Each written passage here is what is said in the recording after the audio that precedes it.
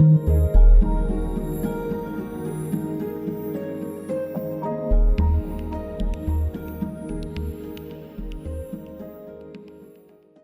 the second session, we're going to be talking about the two endowments of the beautiful and the sustainable.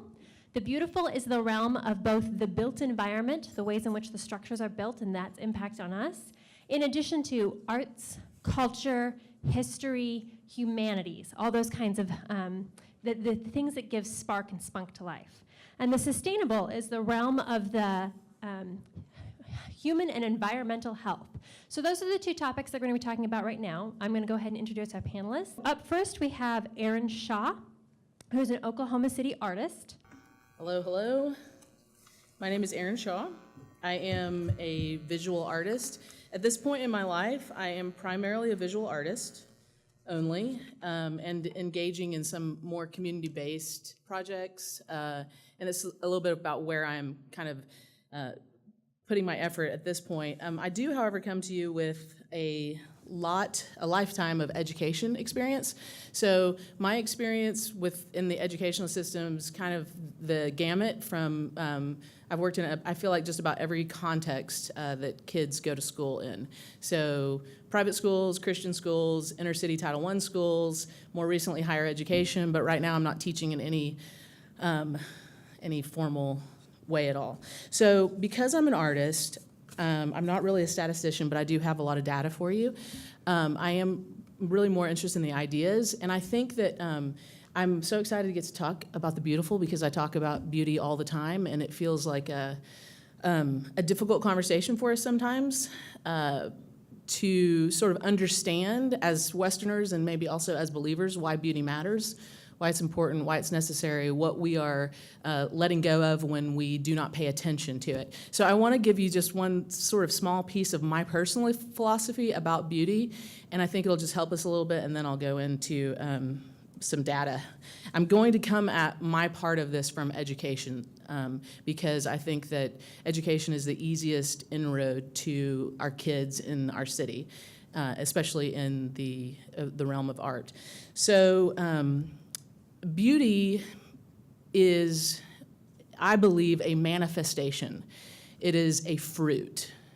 It is something that captures our human sensibilities, and when we see beauty, what it does is it causes us to pay attention, and it stops us. And it is a manifestation that there is something that is greater, truer, better, deeper there. And I believe that that's why beauty exists. Beauty, to me, is not our end goal, but it is a manifestation of something good and right and true. So that is true in that side, but the converse of that is also true. So where there's a lack of beauty, I believe that there's a lack of truth and goodness and depth, and that is why it's important. And when we neglect beauty as a part of the conversation, it is difficult for us because we think it's superfluous and it's unnecessary, but it is actually vital, and it is actually an incredible indicator of well-being. So it's important for us to be aware of that. I want to start with this one quote, and then I'll get into a few little stats for you. A guy named Gregory Wolfe wrote a book called Beauty Will Save the World, and I love that book. And he says, unless we contribute to the renewal of culture by participating in the life of art in our time, we will find that the barbarians have entered by gates that we ourselves have torn down. So a few stats. I know that we all kind of implicitly understand that art education is important, that our kids having accessibility and engagement with the arts is important, but the National Endowment for the Arts has the most amazing, adept researchers, and they do research around all kinds of things, every stat you want about art and its effects. And these are just a few, I think, statistics that are important as we start to talk a little bit about how are our children in regards to beauty in our city. Students with high arts participation and low socioeconomic status have a 4% dropout rate. That is 5 times lower than their low socioeconomic peers. Students who have 4 years of arts and music classes average 100 points better on their SAT than students who take 1/2 a year or less. Low-income students who are highly engaged in arts are twice as likely to graduate college as their peers with no arts education. 72% of business leaders say that creativity is the #1 skill they're looking for when hiring. So those are just a few statistics that I think are, compelling. There's tons of it out there. I'm not a statistician, but I do know that we like data. So let's turn our attention to Oklahoma. The question posed to us as panelists was, how are the children of the city doing in your area? So probably when I talk about this, I'm going to talk about accessibility to art, engagement with art, and the creation of art.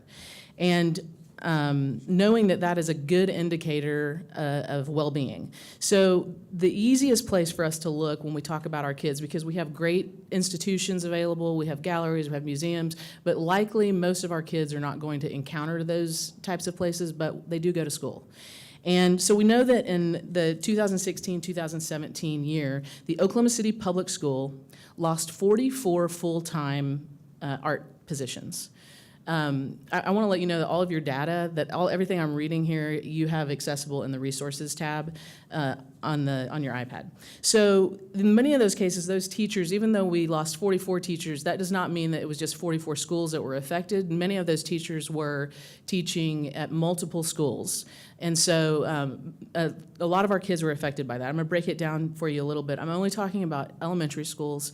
So in 57 Oklahoma City public school elementary schools, 19 of those schools lost their general music program this year. 0 music they lost this year. 24 of those schools lost their visual arts program. And even though those there may still be schools that have that kind of instruction going on, it could be very, very minimal. It could be 30 minutes a week. So when we talk about actual students, that's 5,500 of our kids that have no music instruction at all, 9,000 of our kids who have no visual art. And there are 5 schools within, elementary schools within our district that have 0 anything. PE is protected by state law, so when those budget cuts happen, the principals know that they cannot touch the PE place, which is great. Kids need PE also. So when asked, how are the kids in our city, I'm sorry, that's how are the children? I think it could definitely be worse, but it's not great. And when you look at the fact that it's not great, there are so many opportunities. So I want to tell you the way that it does work within our district. For schools that don't have actual teachers, then typically what happens is there are after-school programs, and there are lots of great after-school programs, but there is not a system-wide process for after-school programs because it's not district money that funds it. Then what happens is those programs are developed through relationships, basically. So you're still dealing with some level of privilege because it's going to be families that either value it or know people or know how to make things happen that they can organize and assemble after-school programs and bring them in to serve the kids. And so you're still dealing with a lot of kids that have actually absolutely no access whatsoever. The other thing that we were kind of tasked with was what is going on in the city? Where are the bright spots? And so there's just a couple things that I wanted to highlight to you and let you guys know about. You have all of this information. There's people's names and links and info to what is going on. And if I were having a conversation about how do we make accessibility to the arts better for our children, I would want every person on this list, I would want them at the table. Because there are people that have worked tirelessly in our city to advocate for kids, advocate for art education, advocate for something that many people will see as kind of fluff. It's the first thing that goes. So there's a program called El Sistema, which is an after-school program that serves disadvantaged public school children, and it is they work to create ensemble-based music, and they do an amazing, incredible job with. You can go to their website, and they have amassed data, they have stories, they have stats of incredible, incredible reach and effect in children's lives. Robin Hilger, I would want her at the table if I was having a conversation about this. Studio 222 is also something that's been around for quite some time. It's an after-school program that serves underprivileged kids, and they actually work specifically with a couple schools. They have transportation. They go and they pick the kids up from school. They bring them it's funded through and provided through St. Luke's, and they provide them a hot meal, and 4 days a week they do art instruction, and then the fifth day they do some type of field trip out into the city. And Studio 222, in my opinion, is somebody that has sustained some really incredible effect. Oklahoma City Girls Art Schools is unique in that they take young girls, and what they want to do is they want to be like a faithful presence in these girls' lives throughout their kind of time in the Oklahoma City public school system. So they will take them when they're young, and the goal is to stay with them until they graduate. And they are going all over the city, and they're doing things with artists, and they're making art, and they're doing an incredible job of what they're doing there. One of the things that, and then we have people like Amber Sharples and Julia Kurt, Oklahoma Arts Council and the Oklahomans for the Arts, who have been working in these areas forever, and doing excellent job, making great progress in all of these areas.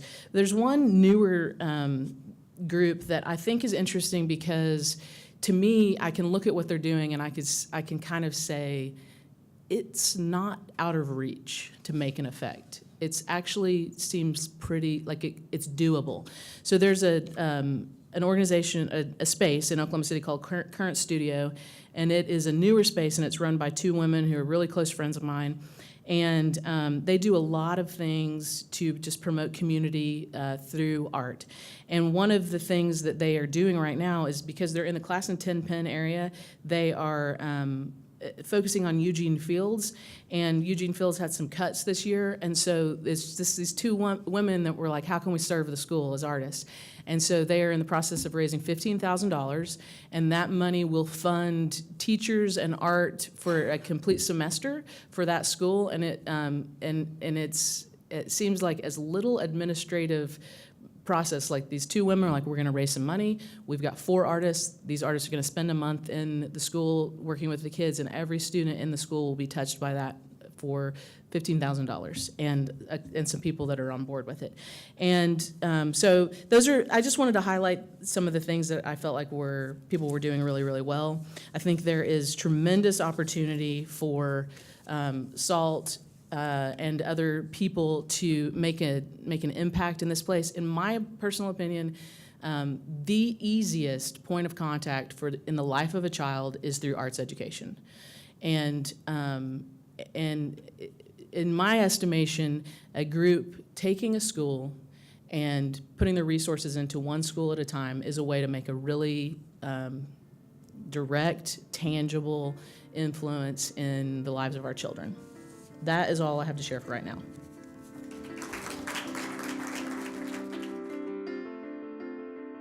So today I am talking about placemaking, which when I started my career, which wasn't that long ago, was not really even a term. It's kind of a trendy term, but to me, placemaking is to bring out the ingredients of a place that makes it a place where people want to be. And there are so many examples of those ingredients. It's the way traffic moves on a street. It's the built environment, the way things are designed. It's sidewalks that connect people to places. It's shade and trees and sounds and smells. It's having a concentration of businesses that offer a variety of services and retail, and the list can go on, but the main ingredient to placemaking is people. And so I'm going to read an excerpt from a book by Jane Jacobs, the great Jane Jacobs, called The Death and Life of Great American Cities. And in it, she describes the sidewalk ballet of her New York City street in 1961. And I think it's just a really great example of placemaking, back before that was even a word. The stretch of Hudson Street where I live is each day the scene of an intricate sidewalk ballet. I make my own first entrance into it a little after 8 when I put out the garbage can. Surely a prosaic occupation, but I enjoy my part, my little clang, as the droves of junior high school students walk by the center of the stage dropping candy wrappers. How do they eat so much candy in the morning? While I sweep up the wrappers, I watch the other rituals of the morning, Mr. Halpert unlocking the laundry's handcart from its door, Joe Kornakia's son-in-law stacking out the empty crates from the delicatessen, the barber bringing out his sidewalk folding chair, Mr. Goldstein arranging coils of wire which proclaim the hardware stores open, the wife of the tenement's superintendent depositing her chunky 3-year-old with a toy mandolin on the stoop, the vantage point from which he is learning the English his mother cannot speak. Now the primary children, heading for St. Luke's, dribble through to the south, the children for St. Veronica's Cross, heading to the west, and the children for PS 41 head toward the east. 2 new entrances are being made from the wings. Well-dressed and even elegant women and men with briefcases emerge from doorways and side streets. Most of these are heading for the bus and subways, but some hover on curbs, stopping taxis, which have miraculously appeared at the right moment. Simultaneously, numbers of women in house dresses have emerged. As they crisscross with one another, they pause for quick conversations that sound with either laughter or joint indignation. Never, it seems, anything between. It is time for me to hurry to work too, and I exchange my ritual farewell with Mr. LaForo, the thick-bodied, white-aproned fruit man who stands outside his doorway a little up the street, his arms folded, his feet planted, looking solid as earth itself. We nod, we each glance quickly up and down the street, then look back to each other and smile. We have done this many a morning for more than 10 years, and we both know what it means. All is well. When I get home from work, the ballet is reaching its crescendo. This is the time of roller skates and stilts and tricycles and games in the lee of the stoop with bottle tops and plastic cowboys. This is the time of bundles and packages zigzagging from the drugstore to the fruit stand and back over to the butcher. This is the time when teenagers, all dressed up, are pausing to ask if their slips show, if their collars look right. This is the time when the fire engines go through, and this is the time when anybody you know on Hudson Street will go by. And I've just always thought that was the perfect picture of what a thriving place looks like, where people are, they know each other, they're looking out for each other, and there's activity on the street, and it's a place where people feel safe. So how did I come to a passion for this kind of ballet that she describes? At the age of 23, I became the executive director of the Plaza District in Oklahoma City. The Plaza District, quick history, it was formed in the 1920s. It was the end of the trolley line, which is really hard for me to imagine 16th Street being the edge of Oklahoma City. But it had a variety of businesses that served the neighborhood well. And my desk, in my office over my desk, there was a photo that hung of the district that had a hardware store, a bakery, restaurants and bars and beauty salons and an ice cream shop. And so it was a neighborhood center. But in the 80s, it fell into rapid decline. The crime rates rose, people moved out to the suburbs, and it just became a place where you didn't want to be. Bars on the windows, and the buildings eventually became just used for junk and storage, and fell into disrepair. So in the mid-90s, a group of neighbors from the Gatewood neighborhood decided that they were tired of this and they were going to stay and fight for the good of their neighborhood. So they began the process of grueling grassroots work for over 10 years that I, as a millennial, would never have had the patience to see through. And that work led to the city of Oklahoma City investing in a streetscape for the district. It led to Lyric Theater locating to the district, and it led to a lot of urban pioneer investors coming to the area. And so that's about when I came in 2008. And the group of people had decided that they wanted to use the arts as a way to revitalize the neighborhood. And I was an artist myself, was really excited by that. And I saw that there was a small group of artists that were already involved in the area. And so we just got together and we started doing whatever we could to bring people to the district. We crammed artists and crafters into vacant storefronts. We hosted music out on the sidewalks. We had films in half-renovated buildings, which probably wasn't the safest thing. But with the rise of social media, it also gave us the opportunity to kind of have this megaphone to show off the beautiful intricacies of the neighborhood. So when I would go to the Guatemalan store and get a Mexican Coke, I'd snap a picture of it and throw it up and just show people, like, look at these special little beautiful things that happen in our neighborhood. I take pictures of dancers getting dropped off at the Everything Goes Dance studio for their first dance class, or on slow days when the shop owners were bored playing Chinese checkers outside their store. So it's really this opportunity for us to show off, like, this is a wonderful place. Look at our little street, and invited people to come be a part of that. And I still remember seeing my first stroller in the district after dark, and I had to run to my office and grab my camera to document that someone actually felt safe bringing their child to the district after dark. And so there was a few years later, I was standing during a Sugar Free All-Stars concert, which is a little kids band, and we had a sea of children around me, and I just immediately remembered that moment just a few years before when I couldn't believe that one kid came to the district, and now I had a sea of them in front of me. And so our district was thriving more and more. We had more of those characters for our ballet. We had shop owners and restaurant owners and more services coming to the area. And so it was really special when I left the Plaza District in early 2015. I had that photo above my desk still, and Roxy's Ice Cream Shop opened. And so it was really cool to kind of see that we had recreated that 1920s version of the district in our own way. So why does this kind of idea of the ballet, the idea of placemaking matter for our city's children? I first realized this when I was doing reading buddies. Julie Servin was a big part of our Gatewood Reading Buddy program. And my reading buddy, somehow it came up that she had never been to the Myriad Gardens. And she lives just under 2 miles away from the gardens. And I was just really impacted by that, because it just made me realize how important the Plaza District was, because it was her downtown. She couldn't access the gardens, she couldn't access the art museums and all the things that I took for granted that I could easily access. And so the district became a place for kids to experience art, for kids to kind of get to know the other kids in the neighborhood, the shop owners. Years later, I would see that same little girl taking dance classes at the dance studio as a middle schooler. And so it's really cool to be able to see why these places matter for kids to be able to get this interaction outside of the school, outside of their homes, and get them out in a place where they feel safe. I watched kids that were stealing from businesses in our neighborhood kind of be brought into the fold. The church in our neighborhood kind of brought them in, and so we were once complaining about, the problems they were causing, and here they were now volunteering and being involved. It was really cool to be able to watch the kids of our shop owners growing up, and they're being able to watch their parents be creative entrepreneurs. Also been especially nice to watch how a new generation of parents have moved into the neighborhood. And with Gatewood Elementary, there wasn't a lot of parental involvement. And so now these new families are moving in, and they're getting involved, and they're starting new programs, building playgrounds, and feeding and clothing the kids in the neighborhood. And families come to the events in the district. Teens have jobs in the district. So it's really just cool to see how transforming a place, a lot of the reasons it was done was for economic development, but there's been a lot more impact that it's had for the community past that.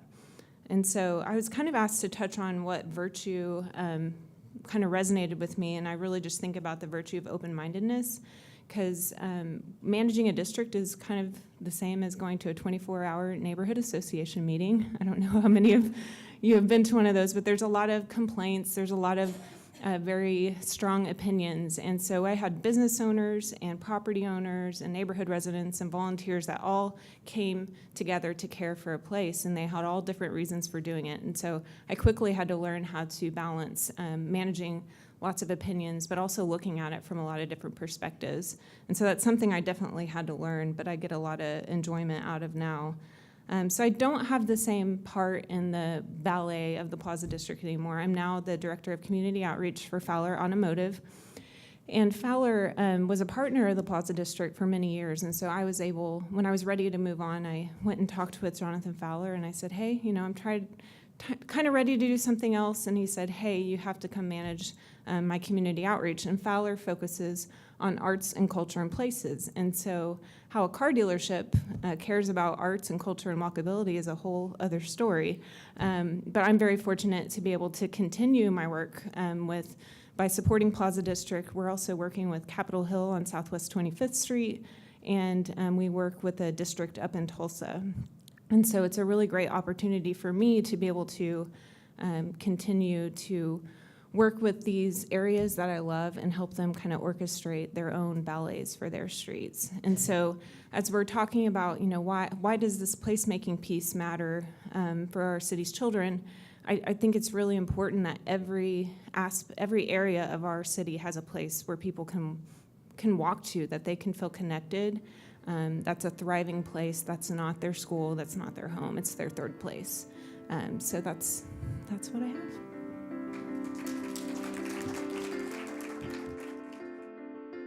Good afternoon. We're going to talk about the health, both physical and mental health of the children of Oklahoma and of Oklahoma County. And specifically, we're going to look at a couple of zip codes.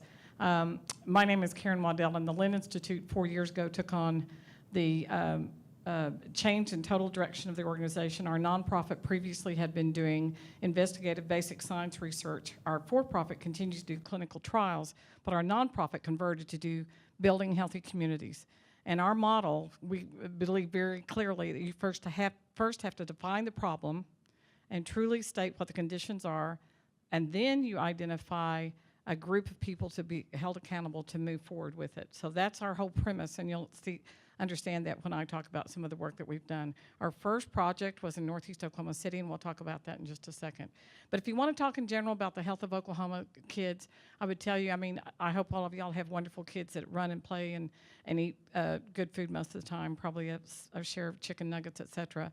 But when you really want to look about the kids, the overall health, you're going to see that Oklahoma kids, just like all of Oklahomans, are down towards the bottom of the statistical health of our communities.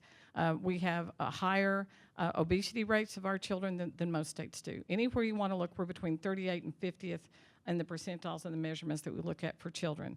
When we look at children's birth weights, we have a significantly high number of kids that are low birth weight because we have a higher than normal number of teenage pregnancies. We have a significant amount of poverty, and one of the things you're going to hear, my philosophy is very strong, that health is impacted by economy, by education, by environment, by community, by family, and by faith. And when you look at all those pieces, one of the two underlying variables that all kids need to get out of that and improve is going to be hope and self-esteem, and we'll come back to that in just a second. But in Oklahoma County, we roughly have about, if you look at just the county, there's about 800,000 people. That'd be about 200,000 kids, about 25% under the age of 18. And you look at the social conditions that they live in, and social conditions lead to poverty, and the poverty leads to poor physical and mental health. We have low education rates, single-parent homes, et cetera, all going to lead to poverty, and all of that's going to lead to issues with health care. If you are an Oklahoman, a child, you have every right to be able to access Sooner Health Care. Nico Gomez, one of our classmates from SALT, and his folks at the Healthcare Trust Authority set up a beautiful program for Sooner Care. You can access Sooner Care.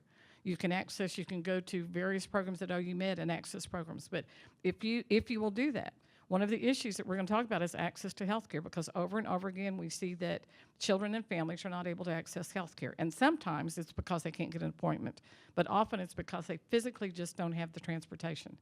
In 1977, I was a vice president at Presbyterian Hospital. My son was about 2.5 years old. There was a little 2.5-year-old little black boy that was admitted to Presbyterian. He lived 11 blocks from the hospital. He was dying of malnutrition. I went up and looked at this little guy. He was the same age as my son, and my son was thriving, and you could not look at this little guy without crying. And the nurse is talking to me, and I said, what's the story? Where's this mother? Does he have parents? Oh, yes, he has a mother. She said, wait till you see him. What do you see her? She weighs 450 pounds, and she has 5 other kids at home. Well, I sort of went where you all did. Wes's eyes just widened. But my initial thought was, how terrible. That woman did not take care of her children. And then I met her. And I can tell you that she loved her son every much as I loved my son. But she had 5 other kids at home, all by different fathers. She was uneducated. She was morbidly obese, 450 pounds. She didn't have transportation. She didn't have an education. She didn't have money. She didn't have family. She didn't have a community to support her. And she was scared to death of help, because help would mean that somebody would take her children away. So there's a lot of reasons why people don't have access to health care. So if you're moderate income, if you're well income, you can either have health insurance in this state, you can have Sooner Care. If you're in that at-risk population, and we have 11 zip codes in Oklahoma, in the state of Oklahoma, that are considered high adverse childhood events. Everybody knows what those are? No? Yes? Adverse childhood events is a scale of 10 points that, and I want you to go online and look it up, and I'll include this in my notes that y'all will get later, but adverse childhood events, there's a measurement of 10 things that a child endures that can be so traumatic that it totally impacts their life. It can be things like the death of a parent, the incarceration of a parent, of divorce, abandonment, living below the poverty line, etc. Frequent moving, there can be a lot of those things. But not everybody that has those 10 things fails. But by the way that adverse childhood events were identified and determined was by a physician in the 1990s in California, a doctor with Kaiser Permanente. He was doing a study on morbidly obese women. And these women were well in their 40s and 50s years of age and well 200 pounds over what would be the expected weight. And so as he's interviewing them, finding, why are you so large? Why do you, no matter what we do, we put you on a diet? He was interviewing, they did lots of psychological profiles. Back in the 80s and 90s in healthcare, you couldn't get bypass surgery without a full year of mental health services. Now that's bypassed. But he's studying that, and he kept hearing a pattern of, I was abused, I was raped as a little girl, everybody called me fat, I always was bigger than everybody else, I wasn't as pretty as my sister, my mother liked my brother better. He heard all these stories, and he started putting it together, and from that there's been years of studies. Hello. Hi, Siri. Anyway, and so he started putting that all together. Now, none of us, there are some PhDs in the room and MDs in the room, I'm sure, and you probably have definitions and science to back that, but everybody in this room knows someone who is obese, morbidly obese, who's a wonderful person that you love dearly, and probably has been known to be emotional or have hurts in their life that never got dealt with. So when you look at all of the issues of obesity and all the issues, that's why I say all of this stuff, all of this health relates together. So just simply, when our study was on zip code 73105, 111, and 117. That's 3 zip codes in Northeast Oklahoma City, 22,500 people. We just recently completed one for crossings, which included zip codes 73114, 120, 132, and 162. 73114 is one of the zip codes that is considered one of the worst ACE groups in our state. More than 50% of the kids in that zip code live below the poverty line. The federal poverty line, as you know, is about $26,000. In all 4 zip codes, 73114, 120, and 132, and 162, the percent of homes with single mothers as head of households with children is of concern. In 73114, 57% of the children are in single households by moms. 73120, which, by the way, is the schizophrenic zip code. That is Nichols Hills, half Nichols Hills and half the village, the poverty area of the village. And in that area, 63% of the children are in single mom homes. 73120, 56%. 73162, 52%.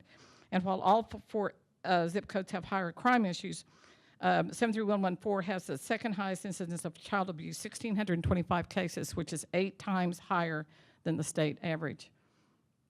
So all of this relates to health. There's a lack of access to health care. Infant mortality among the at-risk populations is higher, 3 times higher than the rest of Oklahoma County. The way infant mortality is calculated is based on either the child dies in utero or does not reach their first birthday. That's the way we count. So we have, among the at-risk populations, which is what I'm dealing with primarily today, we have 3 times the higher rate of infant mortality. Obesity and smoking rates are higher than Oklahoma, and Oklahoma is higher than the nation. Food deserts exist in zip codes. In the 3 zip code area of Northeast Oklahoma City, there's 32 convenience stations, gas stations. There are 2 grocery stores, thanks to our wonderful Susan and Hank Binkowski that opened the Smart Saver over there. But when you get down to, we talk about health, we talk about access to food, convenient, easy, affordable access to food, and access to healthy living styles, which includes exercise and recreation, et cetera. There's a low marriage rate, a low school graduation rate, and a high single head of household rate. Blighted areas are tremendously important to a child's health and to all of our health. Blight influences depression, and you think of blight almost always is going to be in an area where there's poverty. I went to the Oklahoma City Council meeting this morning.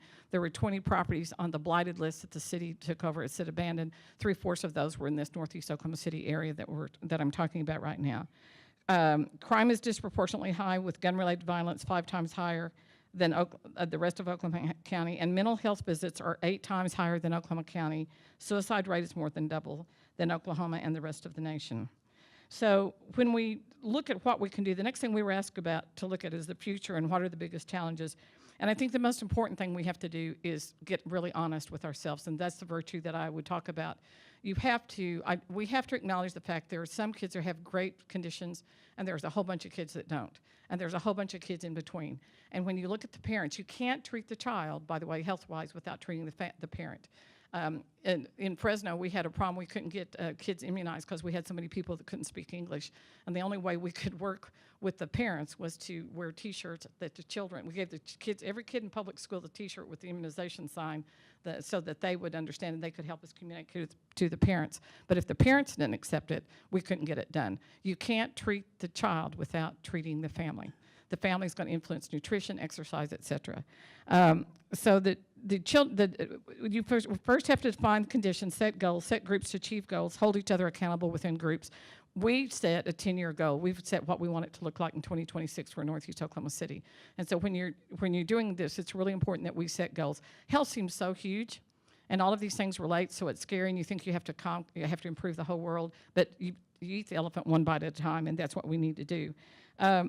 The causes of household poverty are complex. If you want to look at the primaries of Oklahoma, you look at Northeast Oklahoma City, then you look at North Tulsa, then you look at South Oklahoma City, then you look at the entire quadrant of southeastern Oklahoma as being areas of significant concern where the children are not healthy. Literally, there are some children where you would have almost what you and I would consider third world conditions. And lastly, we were asked to talk about where do we think a group like SALT and its partnerships can add the most value. I think what we're doing with How Are the Children is wonderful, but we really do have to have a true definition of what the conditions really are. If we're going to do it by the sectors, if we're going to do it by schools, we really have to have a true definition of what the conditions really are. And the way you have to do this is there's lots of different sources for data, but I would encourage us to make sure that if we have to spend some money and some time, that we don't start without really a baseline for where we are. And then you define the problem, you present the plan of action, and you make sure you have a collaborative of people that will hold each other accountable. I've never seen a situation where this is going to be sustainable if it's not taken on by a group such as this. At Presbyterian Hospital, I was a vice president in '77. I knew then this was an issue, and 50 years later, it's not better. In fact, in most of the conditions over in Northeast Oklahoma City for the health of the people is worse than it was 50 years ago. So we have to do something that's sustainable, and the way we do that is by holding each other accountable. Talk about who is already doing good work. Well, there are collaboratives. In fact, since we started the Northeast Oklahoma City one, there's 5 other collaboratives of people that are doing different work in Northeast Oklahoma City, which is wonderful. The only thing I would encourage us to is make sure that we collaborate the collaboratives, that we coordinate the collaboratives. It will be a nightmare because what happens, particularly when you go to at-risk populations and you walk into the community, now the collaborative that we have over there is co-chaired by Greg Jones, who's here today, and former Lieutenant Governor Jerry Askins. And we have 30 people really dedicated to doing that. But they've agreed that we've set 10-year goals. Do I think all those people are going to be on the committee for 10 years? No, but we've committed that and we're going to hold each other accountable. We're going to announce what we're planning to do, and we're going to announce whether or not we made it. As my mother used to say in front of God and everybody, if you stand up at Wednesday night prayer service and say, I'm going to fill that pew next week, you better fill that pew or you're in trouble. So if you're going to do this, we laugh, but a lot of nonprofits won't do that, and a lot of people don't do that. And if we really want to hold ourselves accountable, we need to say what we're going to do. The danger is not doing it. So that's why if we're going to do it, we absolutely say it. We have to, the most critically important is that we assemble a user-friendly way to access one of the issues with health in Northeast Oklahoma City, besides food and exercise, is availability. If you're one of those 26-year-old moms with 3 children and you work a minimum wage job and you get off work and you're driving your clunker car home after you pick up your child in state-supported daycare that you don't particularly like, you've got $11 in your pocket and nothing's ready for dinner and one of the kids is crying and it's 5:30 at night and you're stuck on May Avenue. Do you pull into the grocery store and take 3 kids out of car seats, put them in a cart, take them into the grocery store, buy lettuce, chicken, and take it home and chop and bake it? No, you go through McDonald's, or you go through, and anybody in this room hasn't done that? We all have. And you go through Little Caesars. The issue with this is that we have not found a way to make that accessible for that woman or for that man that's dealing with that, but we haven't found a way for groups to be participative. And as we go forward, we have to make the ability for churches to be able to be helpful, and for groups and for individuals to be able to raise their hand and say, I want to help, and it's easy and accessible. And I know I'm going to be doing something that's contributing that's not necessarily duplicative or repetitious. So we have and then you want to treat it like it's a professional. You want to treat it with as much professionalism as you do your own job. The problems with collaboratives is that they collapse when people don't keep their word, when people don't show up, when people don't write the minutes they said they were going to do, when people don't say what they were going to do. So nothing less, when we think these are our kids, this is our next generation, nothing less than our best. And what God would want us to do is what we need to do for this group. So who's already doing good work? Well, the collaboratives are forming. There are SALT circles. The SALT Healthcare Circle came up with the idea of an Uber transportation program about the same time that the Northeast Lynn Collaborative came up with the idea of transportation. Transportation is needed for health care. It's needed for access to groceries. It's needed for, we have a beautiful city-county health department that teaches wonderful classes on how to cook, but it's at 63rd and I-35, and the population lives 10 miles from that, or 6 to 10 miles from that, and can't get there. So transportation and coming up with some of these really basic things. When you say access to health care, people think, oh, I can't get a doctor's appointment. It's really not that. Although there is only one physician in private practice in all of Northeast Oklahoma City, by the way. It's really not that. It's really the whole concept. We have a greater incidence of morbidity of black males from prostate cancer, where it's almost wiped out. White males are not dying from prostate cancer like they used to. Black males are. Reasons why, probably because of lack of prevention, lack of access to general primary care, and probably the transportation issue gets into it a little bit. There's also a very macho feeling among people that live below the poverty line. I happen to be lucky enough to have grown up below the poverty line and had parents that said, oh, we never get sick, which was code for my mother would have been on her deathbed before she had gone to a doctor because it was going to cost $8 for a visit. I know I'm older than dirt, care. It's okay. So we have the Northeast Renaissance Committee. We can't do all the heavy lifting. This morning, the City Council approved new TIF funding for Northeast Oklahoma City. So when you're looking around, you've got to look at all the different groups. Economics are going to have to play a part. The churches are excellent answers to everything we're doing. When we look at healthcare, we look at a whole system of free care. Oklahoma City, Oklahoma County has the greatest number of per capita free clinics in the country. We have 32 free clinics in greater Oklahoma County. Stan Humpfeld and Bob McCaffrey have been instrumental in that. Our own Pam Millington from Crossings, Jeremiah, who's here today, Open Arms, Eric Baird, Beth Brown are all involved in that. That's a beautiful way to access health care for our folks. For those that can pay some kind of a sliding scale, we have Variety Care, that's an FQHC. We have Mary Mahoney, that's a good program as well. But what we need to do, what they can't stand for us to do is to come in and tell one more group, you need to, by the way, you have high blood pressure and diabetes, and then say, have a nice life, or here's an appointment, call them, and the person never gets follow-up care. It has to be sustainable. We have to make a commitment. It has to be professional. The Remerge and Salvation Army just started a collaborative. They're working on poverty. They are anxious, as they've got a grant, they have money. If you're looking for a place to try to address poverty, contact the Remerge Salvation Army collaborative, and all of that will be in my information I'll send to y'all. Count Me In for Kids is one of the first Clapham circles started by SALT, and that's a wonderful place where you can come together and find about all the different resources for kids, particularly with foster care. Our own Tom Bates is working very much with the governor's office and fosters and all of that issues, and he's in the room, and I'm sure he'd take personal phone calls at home at any point about resources for kids in health care. And juvenile justice, we have a juvenile justice collaborative now. We have thank you. And WizKid, one of the issues with the whole concept of family and community for children's health is the whole concept of hope. Remember the lack of hope and lack of self-esteem. WizKids mentoring are great answers. WizKids is a wonderful program that the Gross family started, and they're here, and we need to use those people. The community gardens are going to be an answer for our nutrition pieces. Our own Susan Bergen is anxious to come around your organizations and start community gardens. Anywhere she can find a field bigger than a car, she'll plant. And don't stand still, she might put it in your hair. But Susan knows how to plant, and she did a series of 7 of them last year. The parks, when we talked to people, and we did hundreds of interviews with people in Northeast Oklahoma City about why they don't exercise, and it was about safety and security, and the parks were either too far away or the gangs take them over at night. They're nice, but they don't have lights.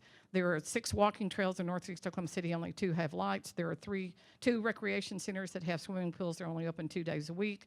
So we need to work to get these things available. When sometimes our resources look greater than they are, and we really need to define if they're really usable. So as you are looking for resources, those will help. And lastly, I would tell you that to make it sustainable, the funders have to be at the table. There's a wonderful Christian gentleman named Frank Merrick, who's head of the Merrick Foundation.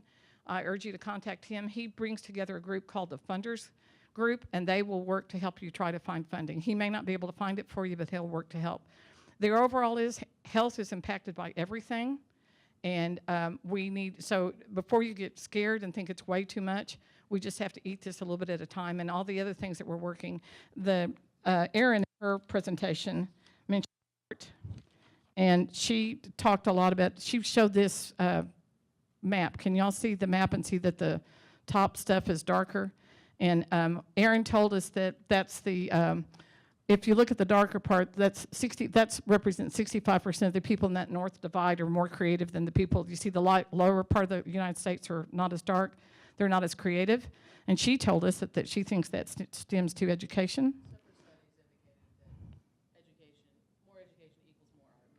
And education equals better health. Thank you very much.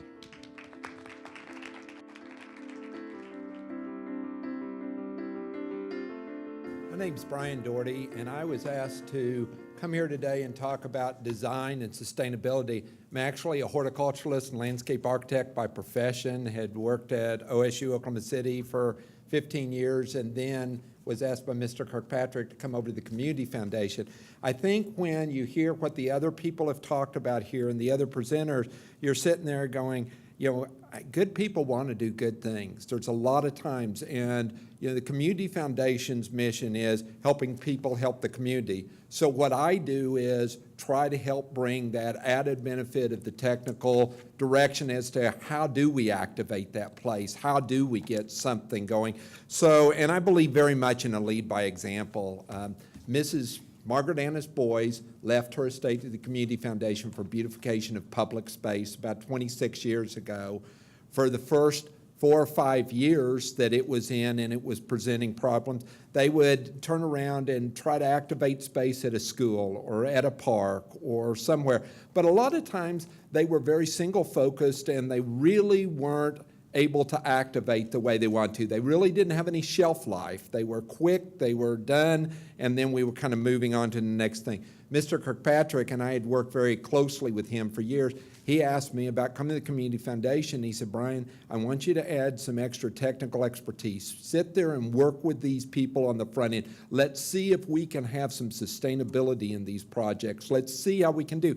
So sometimes it was health directed and wellness. Sometimes it was beautification. Sometimes it was neighborhood enhancement. Sometimes it was quality of life. Sometimes it was activating for the kids. There were so many different directions, but a lot of times is how do we make this happen and how do we engage all this. So I think we started looking at what the impacts were and what the missing opportunities were. And we turned around and said, how can we? Now, a lot of times there are revocable permits. There's all kinds of bureaucratic,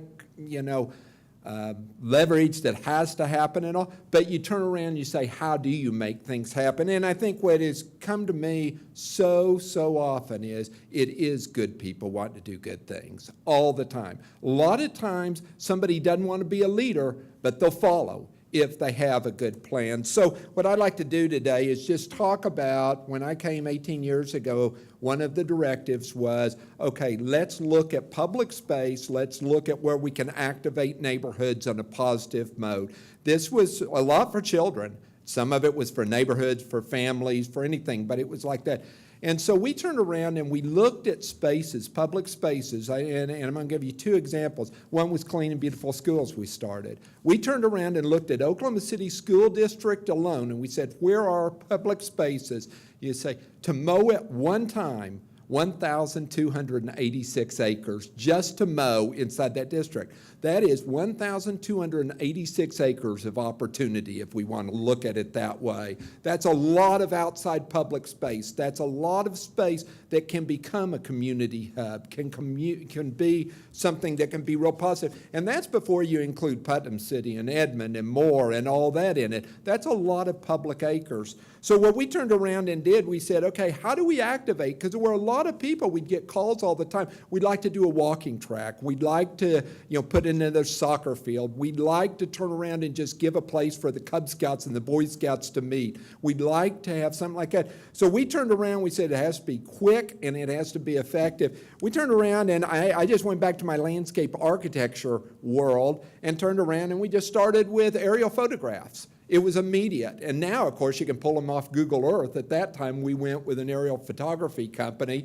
and we'd buy the rights to do it, scaled. I could go out to that school that afternoon, never seen it before, and we'd have people from the neighborhood, people from administration, teachers, people from the local churches, and we just walk around. Say what would make a difference. I think at first the Community Foundation trustees thought it was all going to be about trees through the Margaret S. Boyce Trust. Real fast we found out it was everything from the curb to the face of the building. It was where the American flag might be. It was where there could be a stage. It's where there could be a learning circle. It was any number, where to pick up the kids, where to drop off the kids, where to put the basketball goals. We started finding out it wasn't that they didn't want basketball goals. They just didn't want them hidden back in the place where less than desirable things happen. So there was a lot of that we started doing. And we went back in and we just turned around and did an itemized list. Anything that came up was fair game, whether it was small or big, whether it was a PTA or whether it was a bond issue type, and you just list it. A week later, given this technical, trying to recraft it and trying to take what they said and put it back together, we listed them. And we listed them, and when we came back and we say, okay, this is what you said. It would be better to have a new preschool playground over here. Why don't we reorient the soccer field so these teams can play? Why don't we do that? It was really pretty amazing because everybody would turn around and they divide them into major projects, secondary projects, and small projects. Some were bond issue, some were PTA type, and some were things we could do tomorrow. And then they prioritized them. It was a phenomenal success with those schools that were doing them. It was instantly people started activating and making things happen. And we participated in some of it financially with them through the Community Foundation. I think lessons learned from that was that it was good people wanting to do good things, and you just had to kind of help make things happen. Out of that, we turned around and did 132 schools. Somebody said, well, how did you do 132 or over 100? And I said, the interesting thing was when we did these bulleted lists and we prioritized them, nobody ever challenged anything in 132 different schools because we listened. We listened and we put it together. Every neighborhood was different, every school was different, but we tried to do that and we tried to set them up. I think, and sometimes it was activation. Sometimes it was that they wanted a program to happen with all the kids walking around Oklahoma and it was a track. Sometimes it was a track and we needed to have a program developed around it. So we worked together. I think as we've continued to go, we do a lot with parks and public space. We've taken some really, really rough parks. If you look at Tulsa Park over there, when I first visited, they said, Brian, don't get out of your car. There's all kinds of gang activity. And I'm like, this is a park. We got to get out and walk this place. And you do it. Now you go 100 kids a night playing in that park. But I think it was because it was positive momentum in the way we tried to activate it. We always start with master plan. Mr. Kirkpatrick taught me something that was so valuable. He said, Brian, you're going to be able to impact more on the end of your pencil than any other time in the life. When we're turning around and thinking through this, then you turn around and you take that aerial and you say, where's the best place for that soccer field? Where's the best place? How do we activate this? How do we connect this back to the church or the school? How do we do these? And then you start activating back through. Old professor of mine said one time, never draw more in one day than you can erase that night. And it's very, very true. So it's always changing. I'm always sitting there back through that. I'm always thinking about that long-term sustainability. Sometimes the simplest plan is by far the most effective, no question about it. Sometimes it's that simplicity, because if I make that so simple, then it has more of a life for long-term sustainability. Every project starts, safety trumps everything, function is second, and aesthetics is third. Super important. Don't ever start with aesthetics, trying to beautify. First, look at the safety, then look at how this is going to function, and then how are we going to turn around and make this work. It's, keep it so simple. I think intergenerational space, it's interesting. There was a point in landscape architecture world where everything was for adults, and then it was all for children, and then it was all for this population. I said, parks are for people.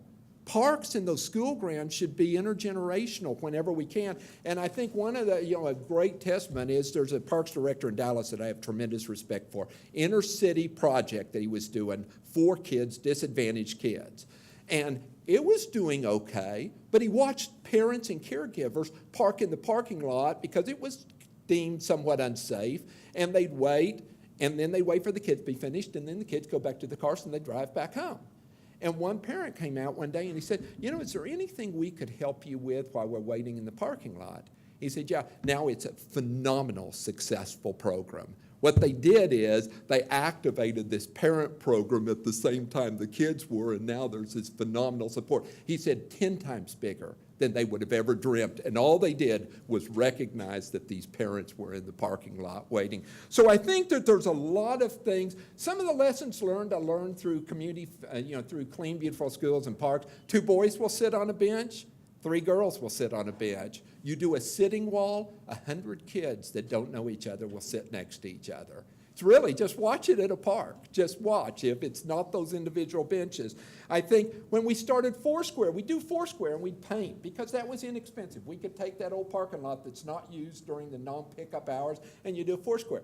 But sometimes that dominant group controlled that Foursquare, or that dominant group controlled those 2 basketball goals. We try an experiment. We started adding 4 more goals. Now all at once there were 6 games of half court going.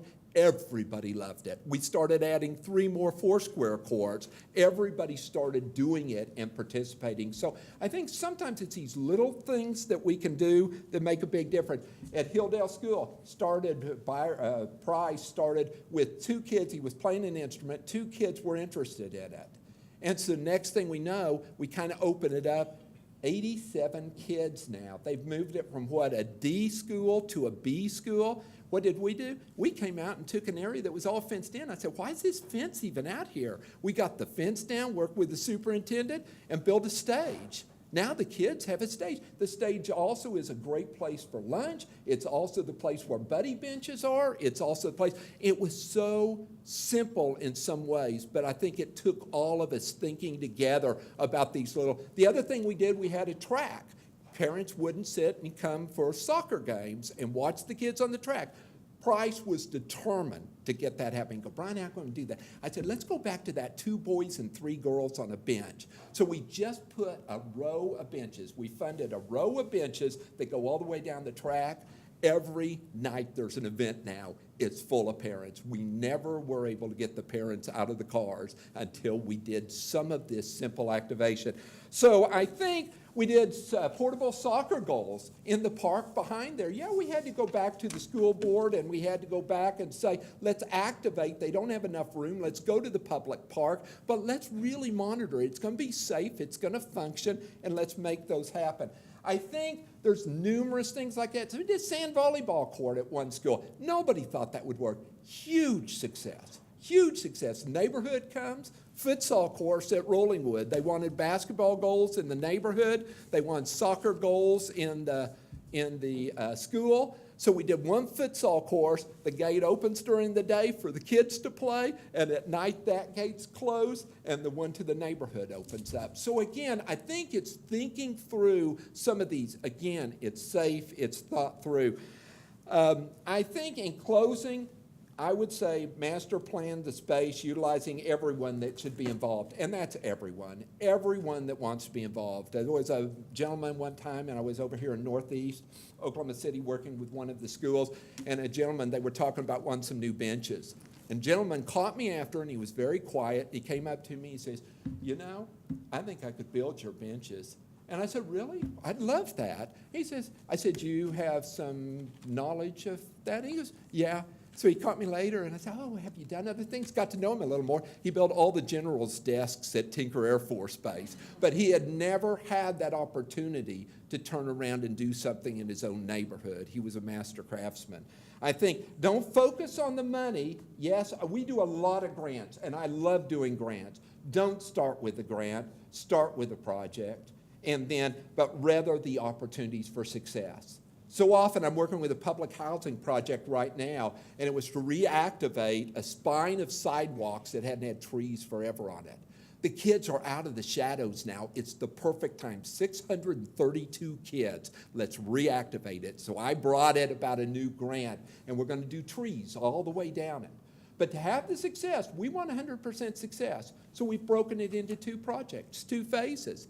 We got 100% success this first phase this summer, and so today they're planning the second phase of them. We will have 100% times 2. I think they wouldn't have had the capacity to maintain everything if we would have laid out the whole project at once and say, now maintain this whole. So a lot of times it's healthy in this world of immediate gratification. It's really healthy sometimes for us to slow down and phase it in.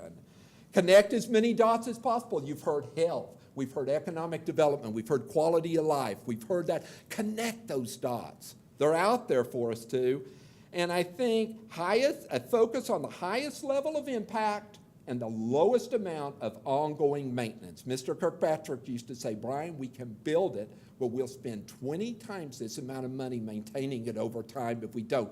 If we can reduce that ongoing maintenance, then we've succeeded. We've turned around and done our own Central Park when Olmsted was going to be given an award 10 years later, and he said, if it's existing for 25 years, you can give me that award. Now it's celebrating 150 years. I would say always leave room and time to celebrate that success and then pass the project on to the next generation, the next group, to build from. I think so often that next group has to start at ground zero. We would like to sit there and have it such positive momentum that you pass it on to the next group. So I appreciate it. Thank you.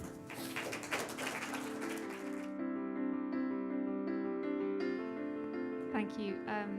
Hi, so yeah, I'm a research fellow at the Institute for the Study of Human Flourishing, and one thing, well, perhaps it's obvious, not from the States. I'm from the UK, and I've only been here a few months. And one thing that's really, really struck me living in Norman is the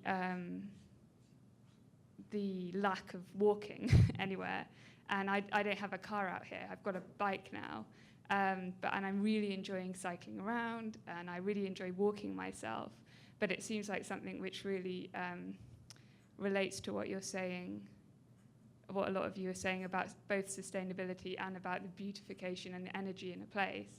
It really strikes me that a lot of that seems to have to do with people being physically in the spaces and being able to be in the spaces. So I guess I was just wondering whether there are efforts, I'm sure there are, to increase walking and increase the ability for people to get from A to B via walking or cycling, or at least public transport where people are in connection with each other in a way that they're not in a private car.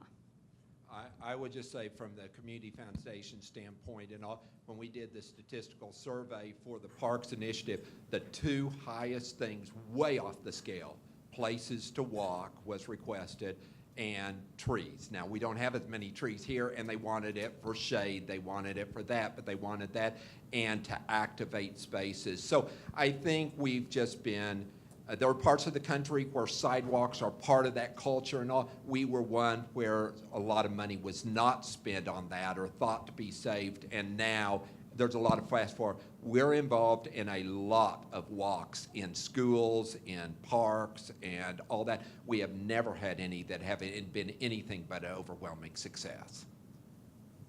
Yeah, and I'll add just like to the history, like Oklahoma City was formed on a land run, and so that history has a lot to do with why our cities are so spread out.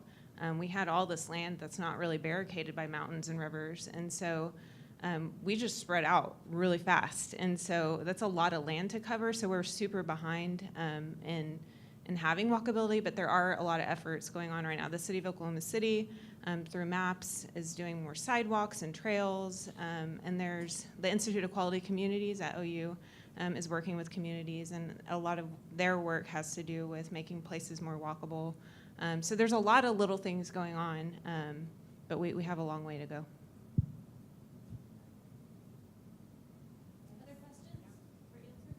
I just add, in the Northeast Oklahoma City area, which we have about 6,000 seniors, and most of them are living very close or below the poverty line.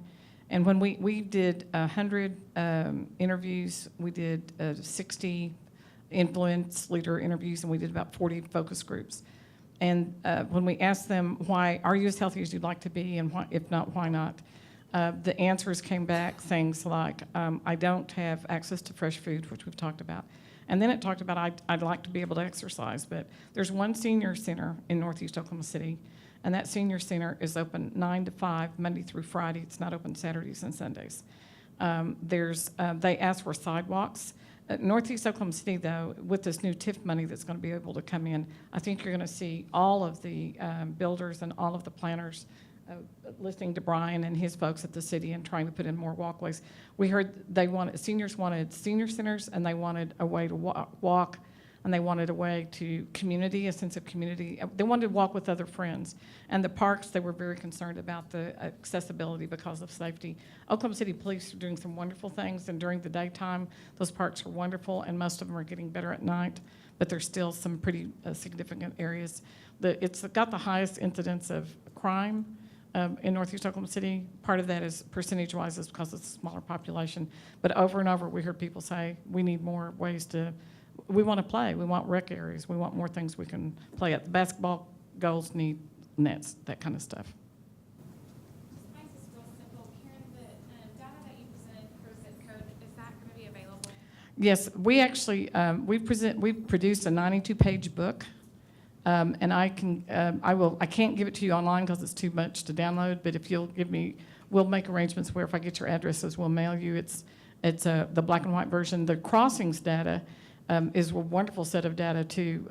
Even if you expect the data to be, the wealthier zip codes to be all healthy, you're wrong. That's not going to be what you find.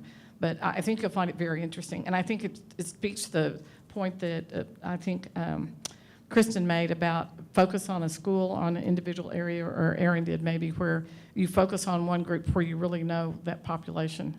It's real important, I think, to know that. Okay, as we're wrapping up, because we're about out of time, can each of the panelists give us one sentence or one final thought that you want us to walk out of here with? I think just that everything is possible, and a lot of times we don't master plan it and we don't phase it. And if you'll do it that way, it brings it into bite-sizable chunks and connecting the dots between health, quality of life, economic development. I think that every area of our town, every micro community should have a place that matters. Like I was talking about, it's not their home, it's not their school, it's not their work, it's their third place where they can interact. And I think that's a little bit easier when you're looking at the urban core, because we have these like historic buildings with beautiful bones, and that gets a little bit harder when we go out into the suburbs. And so there's a lot of, I'm not as familiar with this kind of work, but there's a lot of work being done to look at suburbia and how we can kind of reinvent the suburbs to kind of still fill in these places. And there's a book called Retrofitting Suburbia, if anybody's interested in that kind of work. I think probably just mainly what I started with is that beauty is something that opens us up as human beings. It opens us and it makes us vulnerable, and it gives us an opportunity, it allows us to understand our place in this very large world. And in that vulnerability, it makes us more open to truth. In I said in a way that nothing else can, but I do believe beauty and pain both have the capacity to open us and make us vulnerable.